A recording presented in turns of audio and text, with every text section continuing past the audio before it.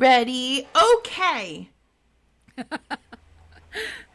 was going to do a cheer, and then I totally forgot every cheer I ever learned in my entire life. Oh, my favorite cheer? So I used to do, like, CYO basketball because I was so cool. But is that really like church youth organization? Yes, CYO. That's what it is. Church. Yeah, I was that kid. Oh, But okay. we did this one cheer. It was on the floor and it was rowdy. It was ROWDIE. That's the way we spell rowdy. Rowdy.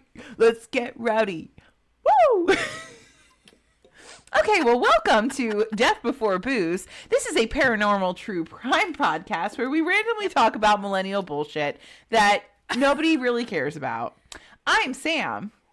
I'm Jen. Hello, Jen. It's been so long. Hi, Sam. And we are once again recording the day before our episode comes out because I have a child. Yay! We're trying. We're trying. It's working. We're doing our best. We're doing the best we can with what we have. And that's the best way to put it. Okay, so this week we are covering hospital happenings. Ooh. Happening. It's happening! And I go first, so I'm just going to jump in if you're cool with that. Yeah. All right. Is there anything else you want to cover? Did I miss anything? Oh, you know what? I'm going to put this at the top. DB Squared Appreciation Day is coming. And don't forget, it is the Friday after St. Patrick's Day because you always need an extra day to celebrate. Yep. So I think that's the 21st or the 22nd. 21st? Yes. March 21st is Death Before Booze Appreciation Day. We're trying to plan some special little things for you guys, so stay tuned. And that's my breaking news. Yeah. I did good. Okay. Yeah. So now I am covering the most infamous psychiatric hospital in the United States. Yes. Norwich State Hospital, and it's right here in good old Connecticut. I'm so excited for this one. Yeah. So it was originally established as the Norwich State Hospital for the insane. Of course. I mean, tell it like At least it wasn't is. the lunatic asylum, like some of them. So Oh my God, wasn't that the one in Jersey, the Trenton Lunatic Asylum or something like that? they're all Totally. lunatic asylums. Totally, I get it. So it was later shortened to Norwich Hospital and was a psychiatric hospital, obviously. Throughout its lifetime, it also housed geriatric patients, chemically dependent patients, those with epilepsy, which was considered a mental illness in 1904 when everything first opened, schizophrenia, and depression. They also had space for adolescent offenders, orphans, and those suffering from tuberculosis. There's actually a whole bunch of other things, but we'll get into them later. So it is currently located on the Thames River in Preston and Norwich. So the campus and the acreage is so huge that it goes over a town line, right here in Connecticut. So the hospital first opened in October of 1904, and it held 95 patients in one single building. That quickly grew to 151 patients, and there were 2 additional buildings put up. So the original building was then converted to an administration building, and the other 2 buildings started housing the patients. Over the next 10 years, 14 more buildings were erected. And the hospital began to branch out, now housing not only now housing not only patients, but hospital physicians, a laboratory, an employees club, a main kitchen, and various other structures to support everyday workings of the hospital. Hey, girl, hey. Oh, it's fancy. It's fancy. We fancy. But wait, it's going to get overcrowded. Wait, there's more. Hold on. Like most mental hospitals of the time, it was self-sufficient. So it had a barn, 2 garages, a paint shop, and a greenhouse all on the grounds. Yeah. That's really cool. Yeah. I mean, I think Em's really excited about the greenhouse. That's her favorite part. By the end of the 30s, there were over 20 buildings added. So we were at 70 acres of grounds. I think the original thing was almost like 300 acres, 400 acres that they like owned and then just kept building out. But the campus itself is now up to 70 acres. Wow.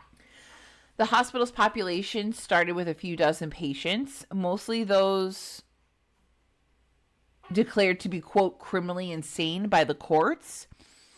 Intake steadily grew to the point that at any given time there could be over 3,000 patients, and this included murderers, drug addicts, violent offenders. Mixed in with those were some who needed serious medical attention. All were being treated there throughout the 20th century.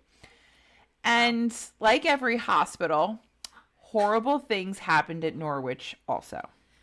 You know, when you throw like murderers into like a hospital setting where people need care, you're never going to get good things. But you know what? You know what? When you throw too many people, okay, and I'm going to call this, when you throw too many patients in and there aren't enough staff and framework to handle all these patients, you're always going to have bad things happening. Of course. But that's why we're like, oh, we're not surprised. No, I'm not. I'm saddened, but I'm not surprised. I know. As the population grew, staff resources thinned, giving way to neglect and abuse. At times of overcrowding, hygiene conditions were considered atrocious. And in 1939, a CT state senator visited and responded that staff were mistreating patients, food and clothing were inadequate, the doctors were incompetent, and the place stank to high heaven. Wow. Yeah. The first documented misfortune was of a patient who hanged himself in 1914. In 1919, a hot water heater exploded, killing 2 employees. Another employee was killed trying to cross the road. A nurse killed herself in her home. Multiple patients died during their sentences or while undergoing treatment. Obviously, hundreds of thousands, probably. Many more patients died shortly after their release following a, quote, successful stay, usually in tragic or violent manners. Yeah. Oh my God. One of the most notorious buildings was Salmon Hall. So this was the maximum security facility. This is where some of the most dangerous residents were kept. It was one of the hospital's original buildings, and it essentially became a prison within a hospital. That's good. Yeah. That's very good. So there are bars over the windows, there were steel doors and cell-like rooms, but they finally shut it down in 1971. Over the years, there were numerous published reports and investigations that looked into the cruelties inflicted by staff.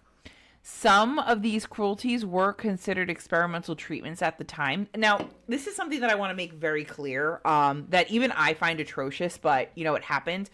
A lot of these treatments that we find abhorrent today were experimental and were cutting edge and, like, we're going to change the world. And they did in a very terrible way. But back in, 1904, 1910, 1930s, 1940s, these treatments were considered fantastic and were on the cusp of greatness. So now we look at it like, holy shit, these people were tortured. They were. They absolutely were. But at the time, people thought they were helping. This was something they thought would help patients. So although it was severely misguided, like we talk about it today, like look at these atrocities that happened. Unfortunately, back then, nurses and doctors thought they were helping. Yeah, this isn't like malicious. It's not like a, hey, let's just give people lobotomies just for the shits of it. It's more like, let's help the brain. And this helps them. It helps them, calm down. It helps them not be anxious. It helps them not be depressed anymore. Well, yeah, because you completely suppress their, whatever this part of your brain is called in the front again, your frontal lobe. So now I have no thoughts, feelings, emotions, or anything. So I'm completely detached and might as well be a piece of paper flying down the road in a gust of wind. Like one flew over the cuckoo's nest. Exactly. That's it. So that's something that I meant to say last time we covered this kind of topic, and I didn't. So I just want to put that out there. So although these are absolutely terrible things that happened, unfortunately, some of the things I'm going to say are absolutely atrocious no matter what, but some of them people really thought were helpful. So the abuses and everything else, we'll start with beatings, starvings, sexual abuses, overly harsh restraints, prolonged confinements, being packed in or on ice, hydrotherapy, electroshock therapy, metrazole shock therapy. So now this one's terrible. This is metrazole is a drug, and they would administer it, and it would cause hallucinations. hallucination. Hallucinations? There it is. That's the word, hallucinations. Thank you. But if people were given too much, they could go into what is it when you have seizures? They could have seizures. Yeah. Or they would begin thrashing so hard that they would dislocate their own backs and jaws during treatment, which would inevitably kill them. Lobotomies were performed, as were forced sterilization. So, forced sterilizations between 1909 and 1963, over 559 people had been sterilized. What is that supposed to help? So, like, am I just an asshole? Like, no. What I saw is that it was like a type of eugenics. So, people with these mental illnesses, disabilities, they were seen as lesser than. So if they could sterilize them, then these issues wouldn't continue and being passed on. So they're trying to get rid of that population. It was definitely a form of eugenics. Okay. I also saw that there was one superintendent for the hospital who proposed that any patient who had not been cured within 15 years' time just be euthanized. Somebody said that out loud. That is murder, my friend. That is bad. Bad. Those are not things we say outside of our head. And even if you're saying it inside of your head, maybe you should be one of the patients.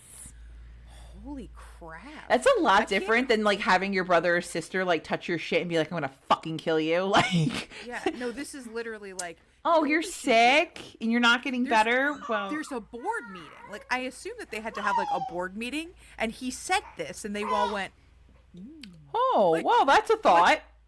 That's a thought. Like, how about that?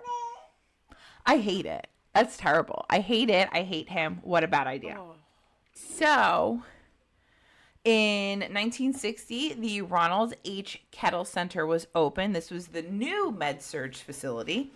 It's the largest building on property. And this was when the hospital moved towards the then modern belief that mental illness could be treated biologically on a short-term stay. Oh. So this led to reducing the needs of the long-term wards and kind of was the turning point for this hospital in general. So newer, more modern buildings were built. A lot of the older buildings started either to be repurposed or closed down completely. So long-term patients and staff began to dwindle. By the early 1970s, only 7 of the original buildings were utilized. And finally, the hospital closed its doors in 1996. There were 7 buildings in total still in use. A campus as large as this obviously was connected by a series of underground passageways. Yeah. The main purpose of these tunnels was for utilities. However, they were also used to transport patients between buildings, so you didn't have to worry about them running away. But I did hear a lot of stories about patients getting loose in the tunnels and not being seen for days, sometimes not even found. Oh, that's great. Fun. In the mid-2000s, the tunnels were discovered by trespassers, and they started to be used for people to come and explore the grounds without getting caught by security. So a lot of the tunnels are now filled in. All right. Okay. And since its closing, multiple parties have expressed interest in the property. But in 2009, the state of Connecticut sold all 393 acres to the town of Preston for $1. I would have bought it for $1, but who the fuck am I? Huh. The town of Preston reached an agreement in May of 2016 with the Mohegan tribe, because this is right by Mohegan's Casino. Yeah. And they're going to develop the property into the Preston Riverwalk. So this is described by Mohegan as, quote, a non-gaming destination with outdoor, indoor attractions, hotel and retail space, restaurants, housing, a marina, and an RV park, plus many more things. Okay. All right. I feel like that. Okay. That's always the way, but I'm not going to lie. When they actually do this, I'm going to have a great time there. Whoop, Yeah. fun. I'll go there. Yeah. I mean, and it's right next to the casino, so if you're not a casino person, like that's great. That's a Yeah, fun I mean, little it's like, it afternoon. can't be more than a 10-minute drive from one thing to the Yeah. other. So let's go on to the main event now. I found a lot of my information either from internet sources. I also watched an episode of Ghost Hunters, so that's Taps out of Rhode Island. They were actually the Oh, first they went crew. here? Yeah, they were here. That's They were the awesome. first I didn't crew know. to ever be allowed on site to investigate. Interesting. Then I also watched Destination Fear. Now, I think we briefly spoke about them prior to this. So this is led by a kid named Dakota, and he got his start from Ghost Adventures. So him and his dad won a contest that Ghost Adventures was doing. So him and his dad got to be on an episode of Ghost Adventures as like guest investigators. Okay.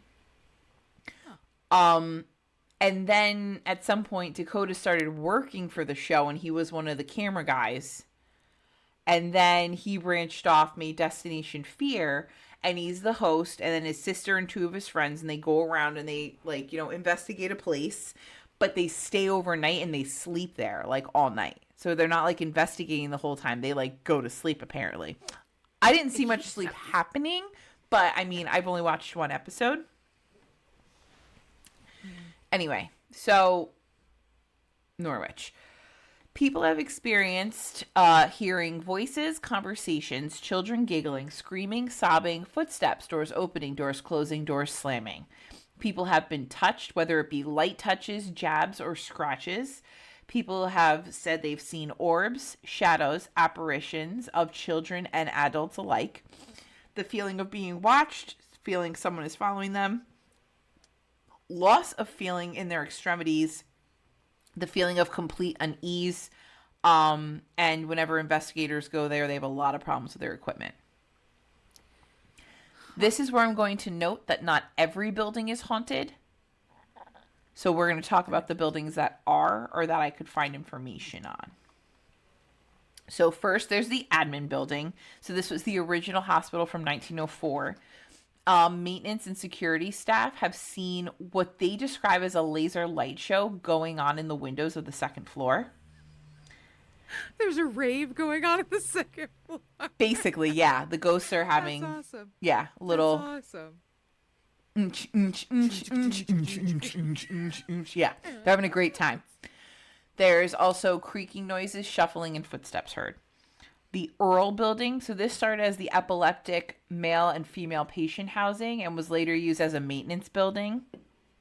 So this is a lot of the reports come from the maintenance staff, and they regularly heard doors opening and closing, the sound of tools falling, but there are no tools to be found, and sometimes their tools would go missing. Then there's the powerhouse. So this is where obviously all the energy for the whole campus came from, and this is where the tunnels start, and then they would branch out through the whole campus. Again, a lot of the tunnels are now defunct, so that's what makes this part here a little creepy. So Taps goes down, right? So Taps is there. They hear lots of screams, whispers, and dragging sounds. The two main guys from Ghost Hunters Taps, they go down into the tunnel and they see what they think is like a 3-foot tall shadow at the end of the tunnel. And when I say the end of the tunnel, what I basically mean is where it's caved in. Yeah. So it's a couple hundred yards away. And they see this little shadow there, and they're like, what is that? Because it was just there. And they're like, what? Was that there a second ago? What is that? And then all of a sudden it moves to the right. And they're like, all right, well, let's go check it out. So they go down there. There's nowhere for anyone to have gone. Nothing past them. There are no animals. And they're like, I don't know how to debunk that. Right. Then there's the research building. So this includes the morgue. People have heard screams, moans, footsteps.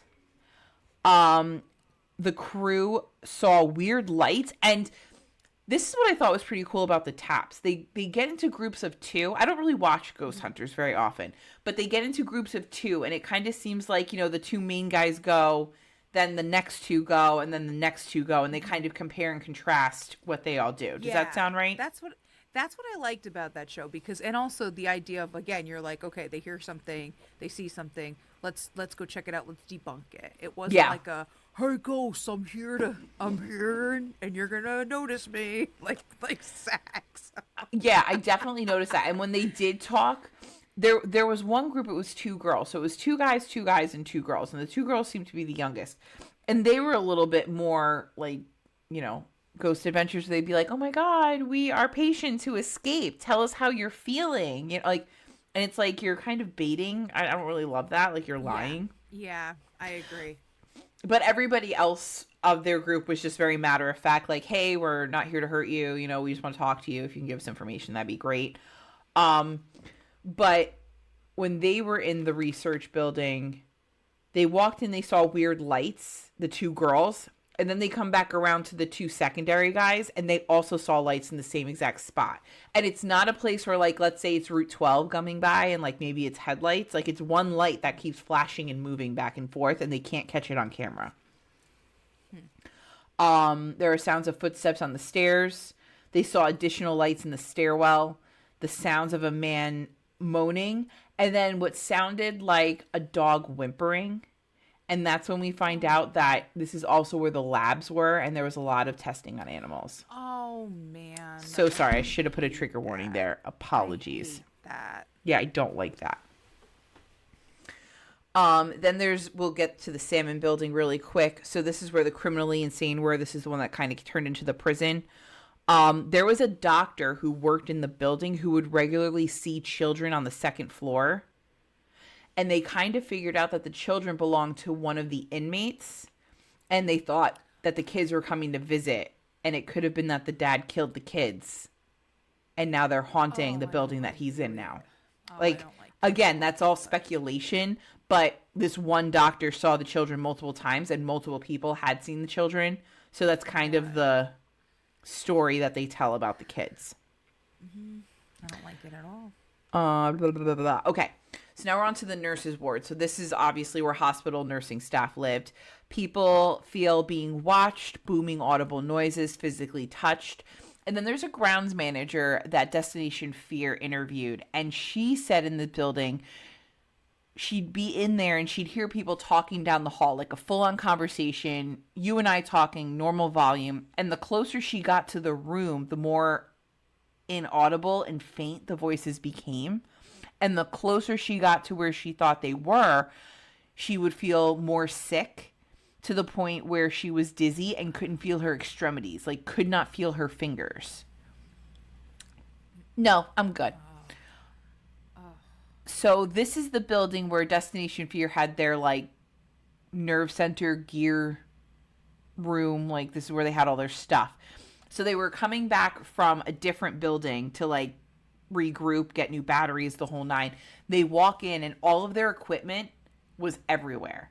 So they kind of like made space or made camp in like a corner of the room. Their battery case was completely turned over with batteries spread across the floor. Their cameras were all knocked over. Their personal belongings were thrown across the room. Now everything was moved, but nothing was taken. So when they first walked in, they're like, holy shit, we've been robbed. Like, you know, somebody broke in, trespassed behind us, and they stole our shit. But all their cameras are there, all their batteries are there. And now this is thousands upon thousands of dollars of equipment that's there. Then their personal belongings, their bags, their RV, like everything is there. The one girl, Chelsea, had her purse in there. All of her money still was there. Her credit cards, her license, her phone, all of her stuff. So it's like nobody stole anything. So they started going through the building to be like, who's here? You know, before they did that, they set up a camera to like monitor Nerve. And then they went through the building to be like, okay, who's here? They didn't see anybody. They didn't hear anybody. There were a ton of bats, though. They ran into a lot of bats, which was kind of creepy. But I mean, normal. I get it.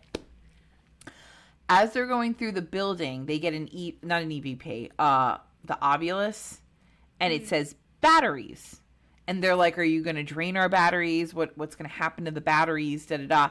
And as this EVP Obulus thing is happening, in the gear room on the camera, there's a mist that you see form in front of the camera and dissipate all within seconds where the batteries are.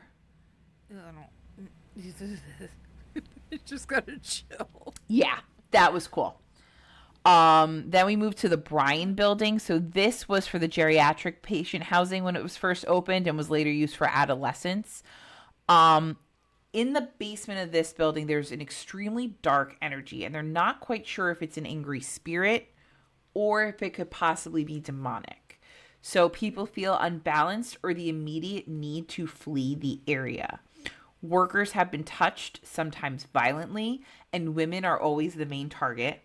One woman was there helping the grounds manager that I was talking about before, and she was scratched down the length of her back to the point that there were like blood was drawn. Like she was actively bleeding from this scratch. That's hard. Yeah. Like, that's Shadow figures are seen, footsteps are heard, and whispers are heard.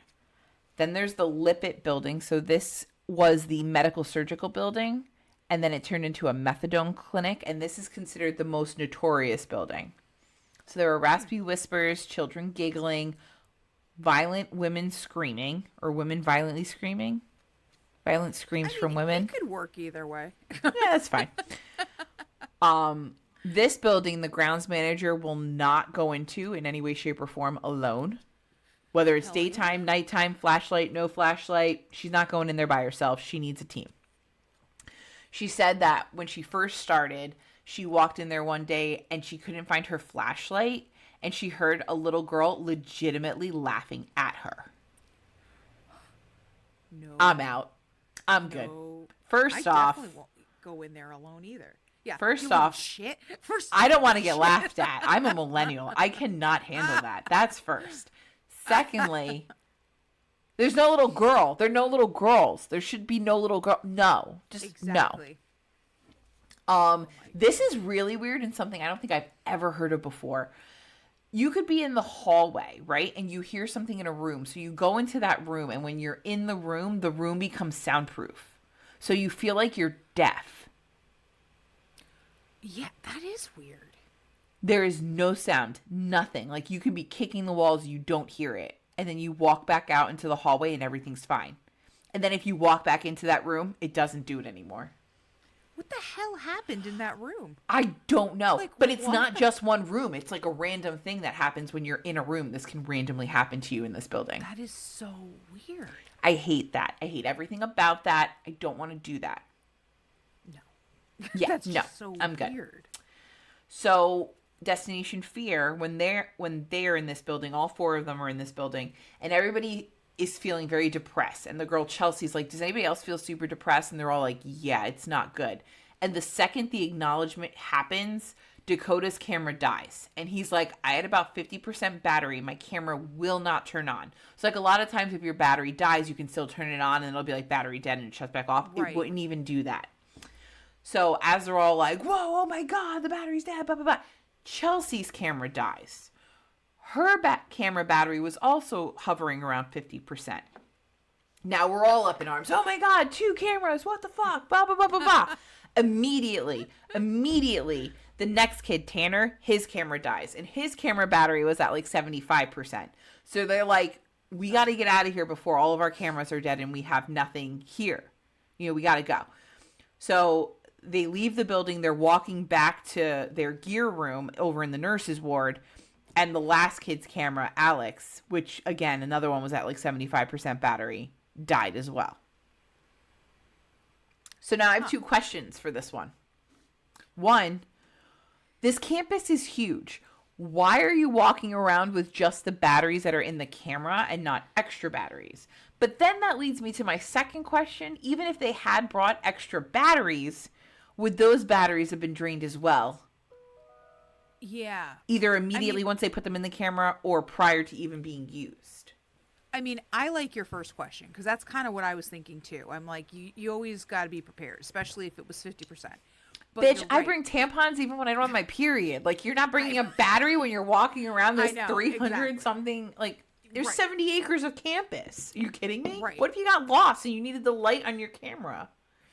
Hello? And that is another thought. Like, if they had, wouldn't have even mattered. But yeah, well, that's what popped into my head. I'm like, I'm sitting here busting on these poor kids who are like, you know, doing this shit that I'm not doing. And I'm like, why wouldn't you bring this fucking batteries? It's like, would you're it have right. mattered? Like, That you're is just true. carrying around fucking paperweights at that point. I don't know. Let me know what you think on social media. I'd love to hear it. Okay, so then they all go, after they do all their exploring or whatever, they all disperse to the different buildings. So one goes to Brian, one stays in the nurse's ward, and then Dakota and Tanner go to Lippet to sleep. Because remember, this is the show where they go and they sleep in the building for a Yes. couple of hours, which they said like 3 hours. What the fuck is the point? You're not sleeping. I'm not You're not sleeping for sleeping. 3 hours. And I'm if I not- did fall asleep and wake up, I'd be a raging bitch that no ghost or demon would want to deal with.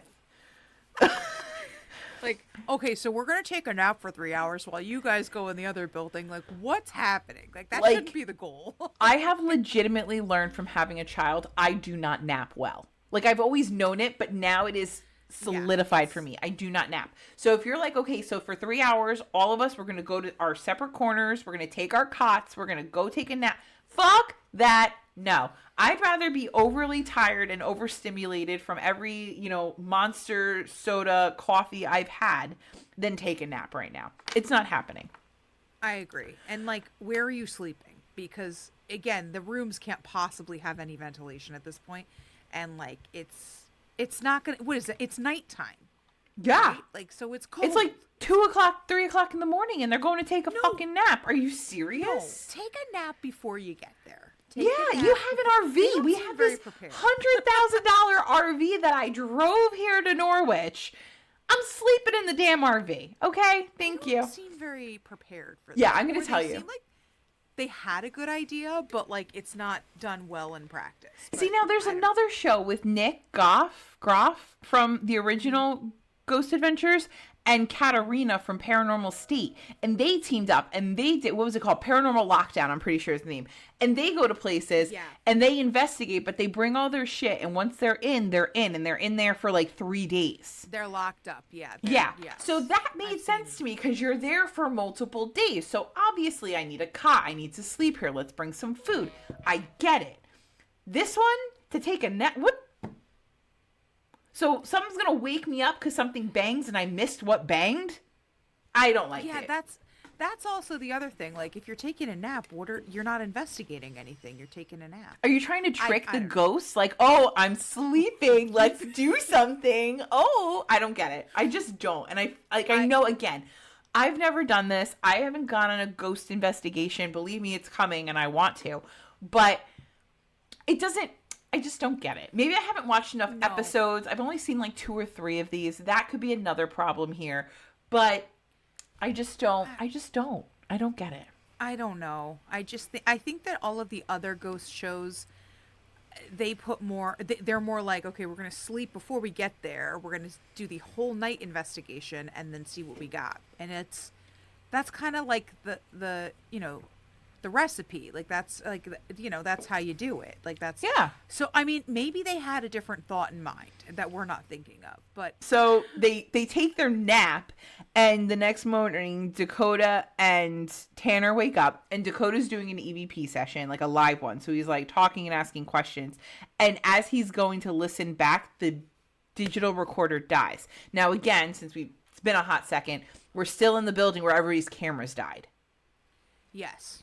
Okay, so he wakes up, does an EVP, digital recorder dies. So he goes, oh my God, and he has a major Zach Bagans fucking excitement. So he runs to find Tanner, and he's like, Tanner, oh my God, this is what happened, blah, blah, blah, blah. And Tanner's like, no shit, da, da, da. So now he's freaking out, everybody's freaking out, and then Dakota's like, I needed to tell you, and the walkies aren't working, so he's like, I'm going to go back to my spot, let's give it another half hour, and then we're going to leave. Tanner's like, cool, cool, cool, great plan, boss. Dakota walks out of the room. Maybe 10 seconds later, you hear Tanner screaming. Like you would have thought somebody hobbled him circa misery. Ah! Oh my God, Dakota! My camera died. Oh. Bruh. Yeah, it's like, oh shit, you're dead. Oh wait, no, your camera is. Like, okay, cool. But what? And I think it's super funny that this paranormal or Destination Fear is here, and they didn't get any shadow figures, but Taps got like multiple shadow figures, and tons and tons of whispers. And I don't know if it's Right. just the editing of Destination Fear or what, but the Taps Ghost Hunters episode definitely scared me more than the Destination Fear. And Yeah. I have been here. I did not trespass, Mom. I did not trespass, Mom. I did not. I stayed. Ken actually told me, because he drove me there. We were at camp, and he's like, I'm going to take you on an adventure. And I was like, okay, because I was pregnant at the time. I was very miserable. He's like, I'm going to take you somewhere fun. And I'm like, oh my God, yes! So I'm like, where are we going? Are we going to a massage? Are we going to a museum? And here we roll up to fucking Norwich State. And I'm like, no fucking way. And I was out of the car halfway over the fence, and he's like, no. And I'm like, what do you mean? He's like, first off, you're pregnant. Secondly, no trespassing, dude. I'm not paying for you to get out of jail. I'm not paying for your bail. I was like, well, that's rude. Okay. So I didn't trespass, but I took a ton of pictures. So all of those pictures, plus the pictures that I found online, plus my sources will all be on the blog on our website, deathbeforebooze.com. So make sure you go visit. And the last thing I want to tell you is that the hospital was listed as a historic district on the National Register of Historic Places in 1988 when I was born. Thank you. I'm done. Oh my gosh. So like, but now that it's on the register, like, it's not like they can't do any work though. It's not like it's like you can't touch the area because. No, because Mohegan has it now, and they're going to make that thing. But right. Mohegan's also going to keep the admin building and just refurb the admin building. Oh, okay. And I think they're going to tear everything else down. So I guess because the admin building is like the main part. Yeah. I guess. Huh.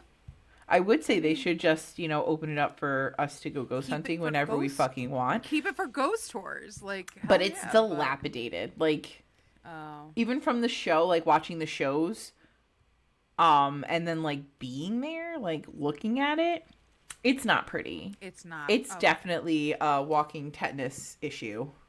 All right, so it's necessary for it to go away. Got it. Yeah, there's a lot of problems. Okay, I see. You would fall through the floor very easily there. Could be a problem. I don't really want to do that. No. No. No. Ooh, almost dropped my soda. Okay, I'm ready for your story. Let's go. Okay, I'm scared. We gotta talk about something else. There is no death in this one. That's exciting. Believe it. So it is a true crime, but it's not death related. So there might be some other stuff, but it's okay. So we're gonna talk about the doctor named John Schneeberger. He's an asshole. We don't like him, so it's fine. Schneeberger. We are the knights who say Schneeberger. Yes. Remember Burger from Sex and the City when he broke up with Carrie on a post-it note? Fucking hate that guy. I never saw Sex and the City. I'm not really a girl when it comes to that shit. I don't watch those. I hate to tell you this, your tits would say different, but that's just me. I don't know. No, but when it comes to like those type of shows and like reality TV, I'm like, so I don't hit. I don't know. Sex and the City, I never did. Have you ever watched Traitors? Have we gotten into this yet? Can you get into this?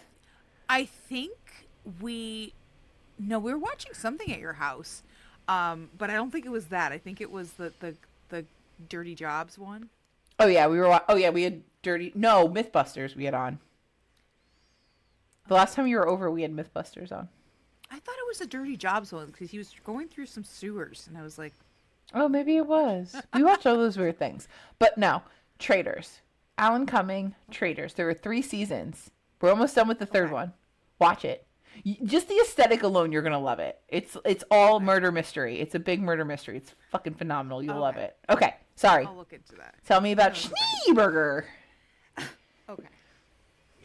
So, what's his name? John Schneeberger. How did you forget already? Schneeberger. So he was born in northern Rhodesia, which is Zambia. Like Africa? Yes. Okay. He received his medical degree from Stellenbosch University in South Africa. Did you have to Google how to say all these? No. I am I'm just going off. so fucking impressed. I'm just going off the cusp right now. I think you're doing great. Just- Keep going. Keep it going. I'm just like, let's go. okay. And then in 1987, he moved to Canada, where he lived in Saskatchewan. See, that was the one that, damn it, I knew how to say it, and I was like, I thought it was that. Like, that was the one that got me. Sneeberger. It's fine. So, in 91, he married Lisa Dillman, who had 2 children from a previous marriage, and they had 2 more daughters together. Great, wonderful. The Brady Bunch.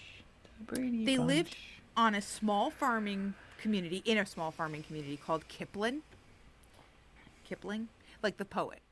Oh, yeah, okay. Yeah. And the town had roughly 1,200 people and is said to have had more animals than people.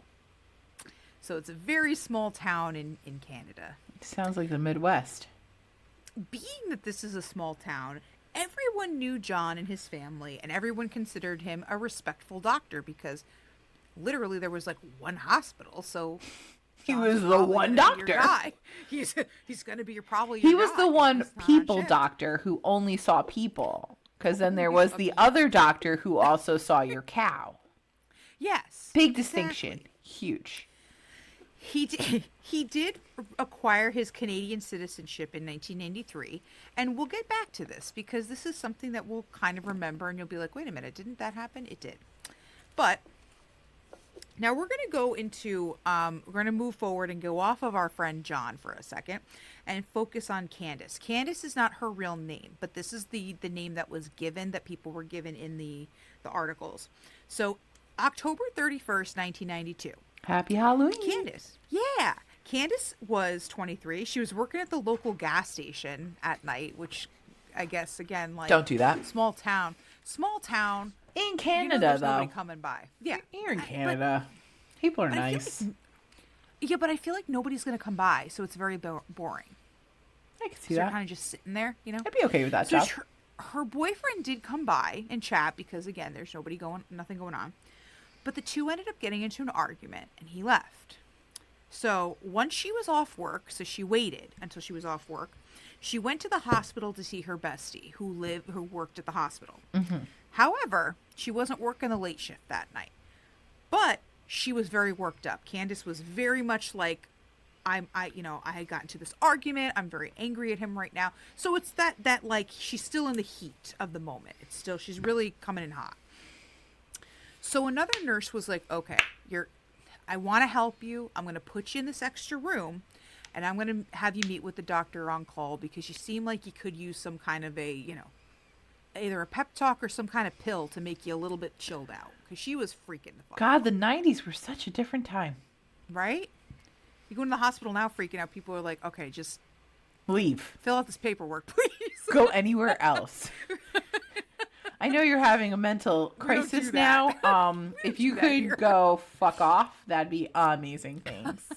Thank you. So, wouldn't you know it, John was the one on call because, again, he's one of the only doctors in the town. He actually happened to be the same doctor who delivered her baby. I don't know how long ago. I wasn't really given that information, but that's fine. So, he comes in and she's like, oh, thank God, doctor. Well, I know who you are. Like, Dr. Schneeberger's here. He is going to help me because he's a great guy. So she explains to John, this is what happened. Like, had the argument with him, whatever. And he goes, all right, listen, I understand why you're worked up. I have something that's going to calm you down a little bit. So it'll ease your anxiety. No big deal. Okay, fine. And of course, she's like, yeah, fine. I probably need that because I'm having a panic attack right now. So the doctor pulls out some liquid in a needle and puts it in her veins. Now, before you ask, I also was like, why would you be okay with this? Pop a pill and you're fine for anxiety. You don't necessarily need the liquid. Bitch, it's the 90s. You're lucky you didn't give her Yes. cocaine. You know what? That's fair. Like now, yeah, you're right. Give me an Ativan. Give me a gabapentin. Yes. Give me a. Here we go. Pop the marijuana. Like, give me a pill. Let's go. Yes, that's a thing. I was a little confused because I was like, did they not have pill? But I guess it was just easier. You throw And it if in you- the veins, it's easier. And it hits faster too. It's right Yes. there. Right. Okay. So, But how worked up she was did- she? Apparently, she was very worked up to the point where the nurse on staff was like, "Bro, you need to calm. You need a timeout. You need to calm the fuck down." So, and her like best friend is not on call, so she's like, "I don't know what to say to you right now. So just go in this little room and just hang out for right now." Oh my god, can I So, call don't you know. an Uber? Can you go anywhere Right. else? Okay, Okay. okay. So the drugs hit pretty quick, Yep. and suddenly she lost control of her body, and she had trouble staying awake. Okay. Okay. When she did come to, she was in the hospital room alone, Okay. but she had the feeling something was wrong, What was and wrong? that she had been sexually assaulted. No. Sneeberger, no. So she is thinking, and I know people are going to be like, well, how do you know? I feel You like know. There's a feeling. You just know. You have that feeling. You're like, something doesn't feel right. So she went, knowing that there's evidence. She put her underwear in a bag, left the hospital without a word to anybody, and she went immediately to the police and reported the incident. Okay. Good job. Yes. And so she even said, "This is the last guy I saw. I have, obviously that's the last doctor that's there. It's got to be him." So the police did test the sample that she gave, and they also tested John's blood, because John said, "Yeah, sure, no test, whatever." It didn't match the sample of the semen, so this cleared him.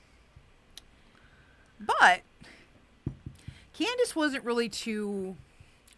That didn't make much sense to her. She's like, I don't freaking know what's going. So there was a sample. She was sexually assaulted, but it doesn't match. Good. And like, how do you explain where it came from? Don't know. So later on, I think it was the same. No, like a couple months later, Candace was still like, not really feeling this. I think something's off. So she was so sure it was John. So she requested the test be repeated. I thought, oh, I got scared. I thought you were going to say she was knocked up. No. Oh, She felt something was off. What? yes. She still was like, I see that the police tested it, but like, I know it's him. So she asked, can you repeat the testing? They did. Still showed up, not him. Okay. So in 1994, they closed the case because I don't know how you. Why would you close the clearly- case? We still don't have anybody. Oh boy. Exactly. Oh boy. Canada's doing U.S. shit. I don't like that. I know. So you're supposed to be better. Canada, you're better than us. Stop it. You're supposed to be better than us. So Candace hired Larry O'Brien, who was a private detective, to investigate. Larry was able to obtain DNA sample from John's car. I guess PIs do different things because, like, I feel like you can't just. I don't think he broke into the car, obviously, because that wouldn't, but, like, I feel like they do things differently than the. They are don't know. above the law. They're like the men in black. They get to do what the fuck they want. So, wait a minute. What DNA did he get? He got like hair sample or whatever. Oh, because cool. But he got some kind of DNA sample from the car. So again, hair, whatever. And he got it tested. This time, it matched. Oh. Huh. What? But the cops said, well, okay, maybe the first time the blood sample was too small. Maybe it was poor quality. That's why it wasn't. Do you have like a useful blood for transfusion? analysis. But even if he had a blood transfusion, it would still mix with his blood. You gotta wait for this one because this one's fucking I'm crazy. confused. So Okay. the cops were like, "Listen, okay, it's that's the reason. That's why it's not useful for analysis either way."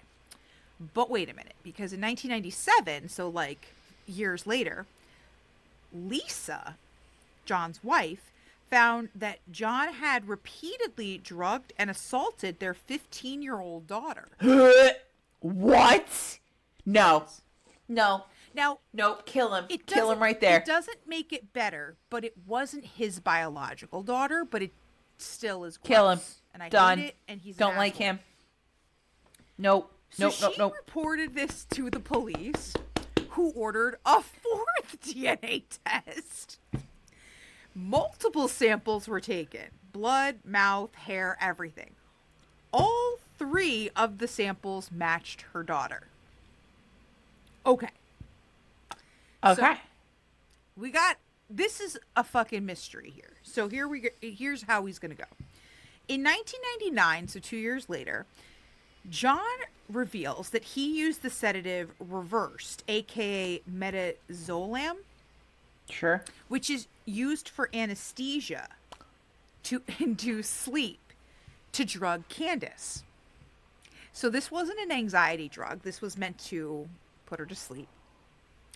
He revealed, okay, I'm caught, so I'm going to tell you how I foiled the DNA test. Oh, boy. He implanted 15 CMs. Centimeters? I don't know, something. Of Penrose drain, which is, I had to look it up, a soft rubber tube used as a surgical drain to prevent buildup of a fluid. Yeah, centimeters. Ew. Yeah.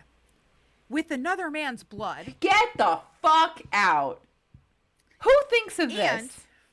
And he also put anticoagulant, which is a blood thinner, into his arm. So he inserted it in there, so when they did the test, it wasn't his blood.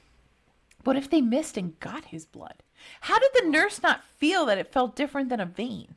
How did they not see, like, where they put it? How? I don't know. I'm so confused. Now, during the test, the lab technicians or the police, whoever it was, took the blood samples, but it came from the tube and not his vein. So you're right. How did they not notice? But I guess they were like, all right, I guess it's so similar and it's so small. See, I went, isn't it thicker? But I guess it's not. So And then imagine they went through it. Like, you know, Right. like you can pierce a vein and like blow out a vein, Yeah. and then now you have some other dude's blood. That's like a bloodborne pathogen just waiting to happen. This sounds like a horrible, horrible idea, dude. Yes. All of this All sounds around. terrible. It turned out he had actually sexually assaulted another patient after Candace in 1994 and then again in 1995. So this was before he sexually assaulted his non-biological daughter and after Candace. And Candace's case again was closed in 94 because they got another blood sample. It didn't work out. So did he just like doing women without their consent, or did he have like that when they're like dead weight thing, or like he couldn't just get a prostitute? Like, sex work is real work. You don't have to assault people. Like, and you could just tell them don't move. Like I just lay it's there. Weird.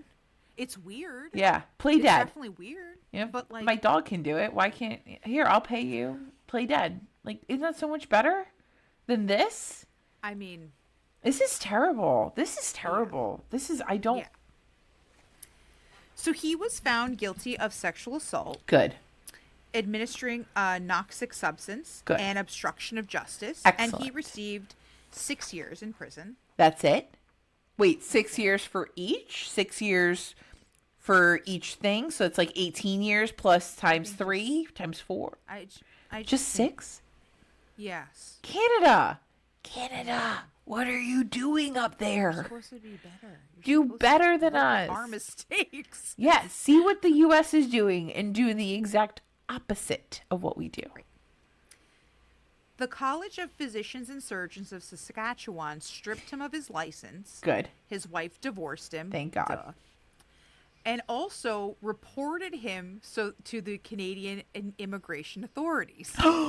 Oh. So she's like, not only do I not want you, get the fuck out of here. So. Good for her.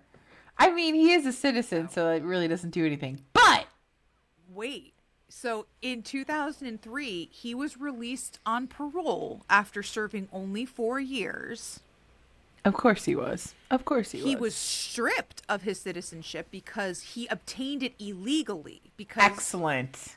he lied to the Canadian citizenship, claiming he was not a subject of police investigation because at the time, it was 1993, he had sexually assaulted Candace in 92 when they acquired his blood. So he said, no, I'm not involved in anything, but he was. Lying sack of shit. So December 2003, Canada was like, get the hell out. You can't stay here. Bye, Felicia. So he returned to South Africa to live with his mother. According to news outlets, John applied to the Health Professions Council of South Africa to work in medicine. No. The council was considering it. Ew. Before he withdrew. He was like, never mind, and they're like, oh, okay. They were considering actually doing this. Did they not know? Did they not know? Tell me they didn't know. God, I hope they didn't know. I would assume they didn't know, but they didn't know. So this is actually a movie.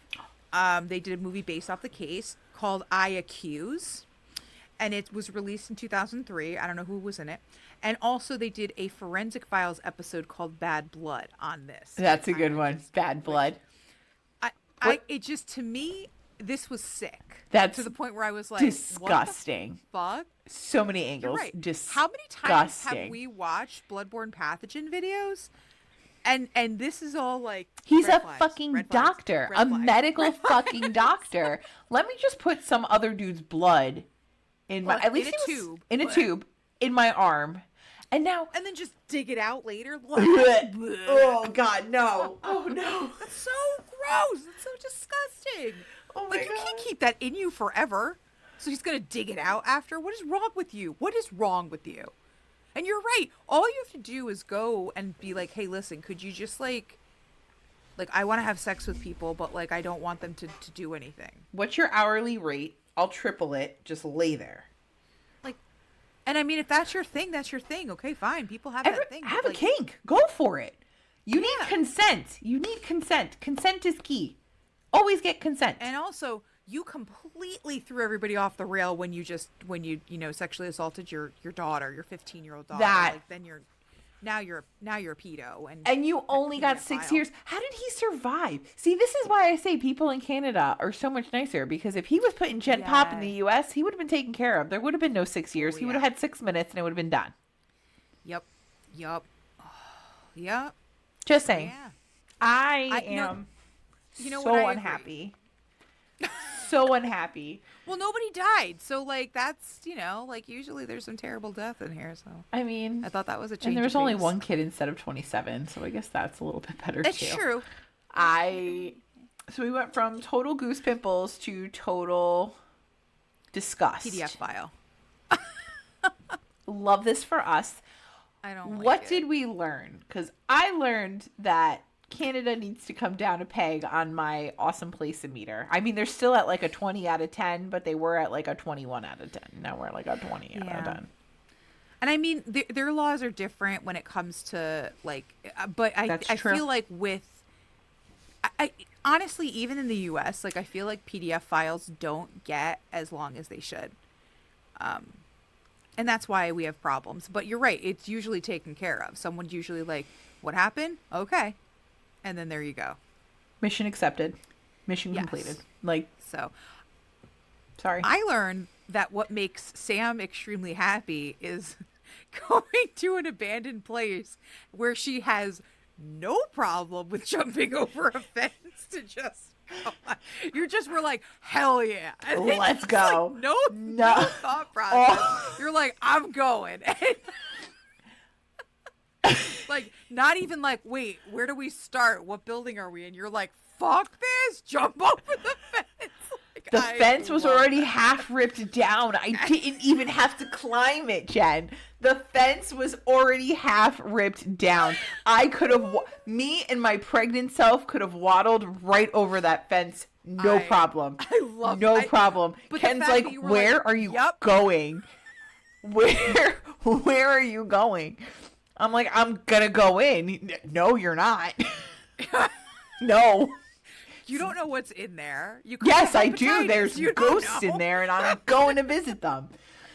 Oh I'm my a God, big that's so lover funny. of Disney World. I think in the moment I was more excited to be on the site of Norwich than I was if I was going into Magic Kingdom seeing the castle.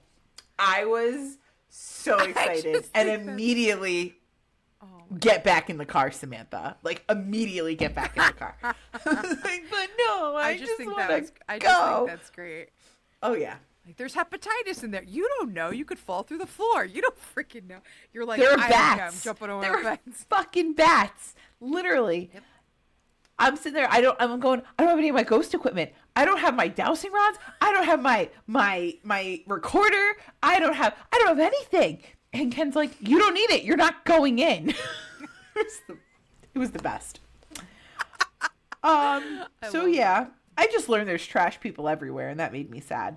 Yeah. So anyway, thanks for coming and listening to us again. Totally appreciate you guys. Make sure that you're following us on all the socials. Rate, review, subscribe, tell a friend, ring the bell if you're on YouTube.